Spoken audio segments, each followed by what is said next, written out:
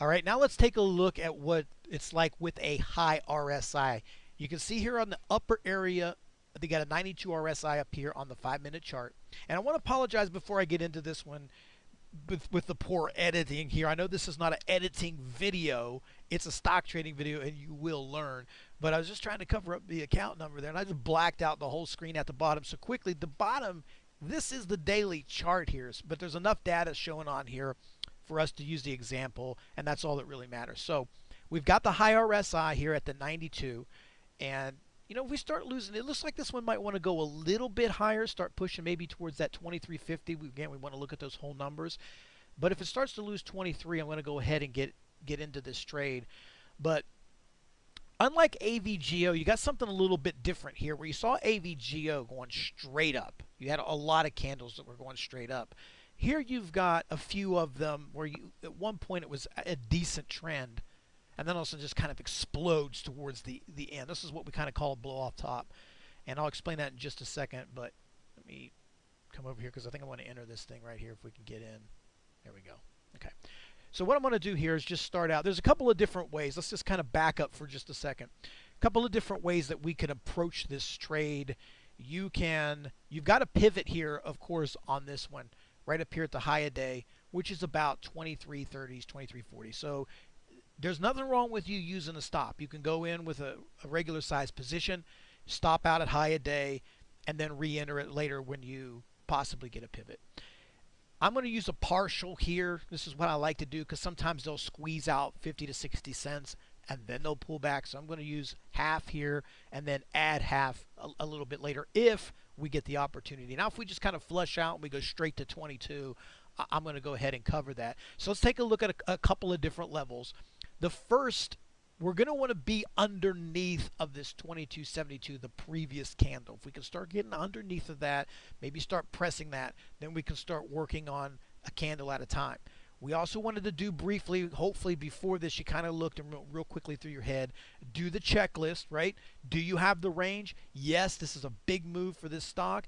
Is there speed in this stock? Yes, there was speed, especially towards the end. You can see how it sped itself up. You started out, as I said, with a really, really good trend, grinding up nicely. And then once it crossed that whole number, you saw the real speed up, right? It just shot straight up, straight from 22 up here into the 23. So really, really big move. And you do have a pivot area. You've got the 50 moving average here on the daily chart. You can see it just kind of coming up right there and touch that. So for me, I'm going to use that number. So again, as a trader, you got a couple of different options here. You can use the high a day up here if you want to be tighter with your risk management, or you can do 50-50 like I'm going to do here, and then work off of this upper area as your stop and as your guide. So we'll give it a minute here. It looks like we've got a little bit of a push. See if we can get this down. And of course, you know, if you want to grab your 58 bucks for your, I don't know, 3 or 4 minutes of work, you're more than welcome to do that. But we'll see. I think we might be able to get 22 here on this trade. So we'll give it a minute, see what happens. So far, it's doing pretty good at just kind of holding that 2270s. But one of the things, though, I do want to touch on is, you know, we did say beginning that, you know, no technical analysis is perfect, but what you're seeing here with the RSI, even with AVGO and the other ones, it gives you a really good idea. If nothing else, if the trade does not work, the great thing about it is it at least tells you the slowdown point, right? You can see how it's starting to slow itself down. It needs time to kind of digest. And if you're one of those people you say, man, I don't want to short stocks because I think that's evil, you could see how the RSI can keep you from buying, right? Because you don't want to buy all the way up in here. I mean, if you wanted to buy it, you know, we're not saying the stock won't end up higher like 26 to the end of the day, but now is not the time for you to initiate a trade because most likely you're going to get a pullback or at least a moment of reprieve here around that RSI. And again, maybe it doesn't work. Maybe I'm the one who gets screwed here. But the important part, you know, the important part is we're making good decisions, and over the course of 10 to 15 trades, which your career is based on, right? You're going to do better. So I'm just going to set alert on this. If it breaks this alert, then we'll come back to this trade. All right, well, I thought I'd be back in a couple of seconds. Make that another 15, 20 minutes. It's the day of the slow parabolics, but kind of a little bit what we had with AVGO. We've got another level. So I'm going to show you something a little bit different here. We still have the rejection. We never pushed past that 50 moving average there. So for me, at least now, it feels like this is going to be a pretty good rejection spot. We can now stop out a high day. If we start to lose this lower area, roughly around the 2271s, I'm going to go ahead and add to this position another 500. Now, in this case, it won't do very much. Let's see if I can get an add in here. It won't do very much as far as helping the entry price. It actually might hurt the entry price a little bit. A lot of cases when you do it, if you add it up there a little higher, it'll bring your cost down. There we go. In this case, it doesn't. I didn't do anything. Cost me actually a couple pennies. But at least at this point, little bit more, let's say comfortable, if that's a good word to use in this situation. A little bit more comfortable because now we have a little bit better levels to work with. We can see it pulling down here. So if we can get a nice clean push underneath of that, we'll see if we can work this 22 down here to the lower area. I think these things are moving awful slow, but it should break down here pretty good.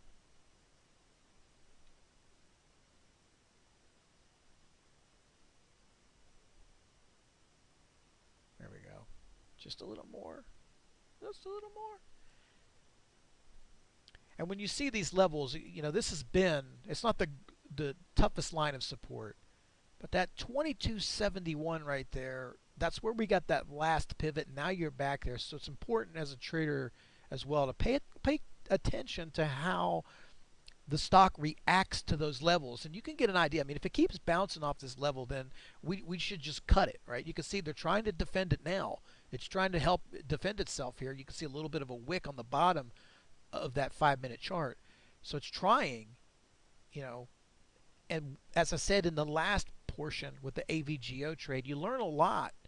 To me, I think you learn more with the bounce. If you're short, you learn more about the health of the stock and the bounce than you do when it's going down.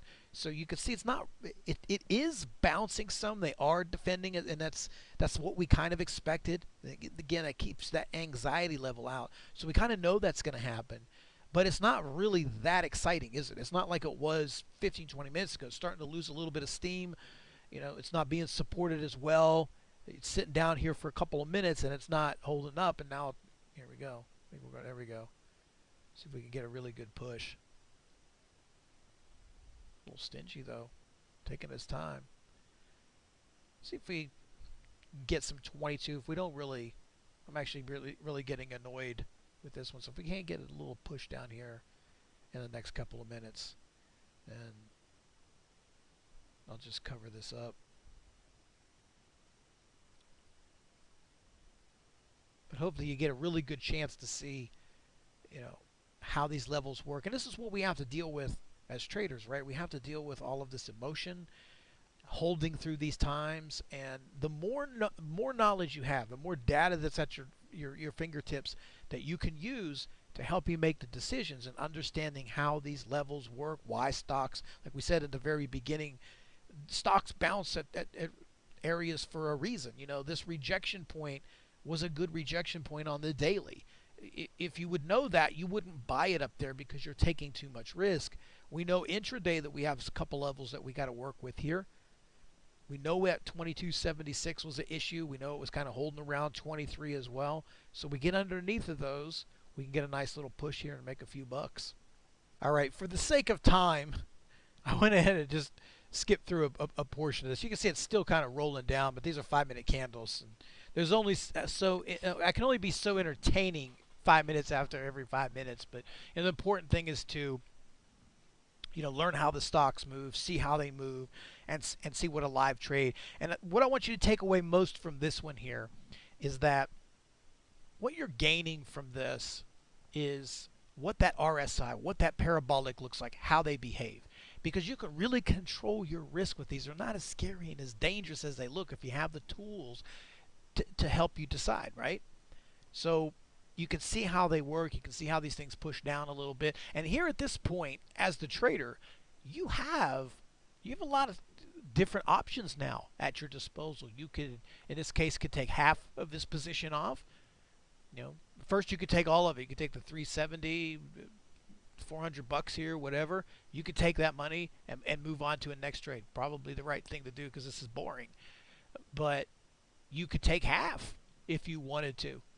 You take 50%, let the other half roll. Maybe it'll eventually, before the end of the day, get down to 22.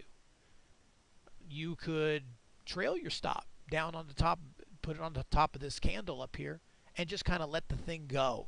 You can do whatever you want. I'm going to go ahead and let it go for the moment, but I'm just going to end it here because I think you've seen enough to understand how it works. And that's what it's not about, how much P&L I can put up here in front of your face.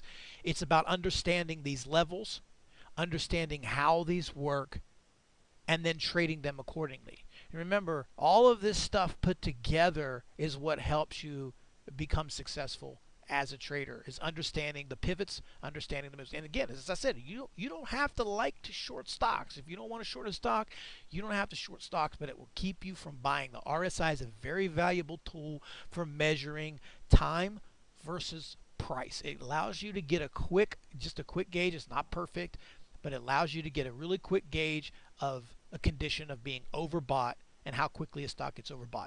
So I hope this helps you out there. Hope you learned a lot from this one. We'll move on to the next trade, which I'll call the ramp, and we'll take a look and see how that one varies between AVGO and XENT.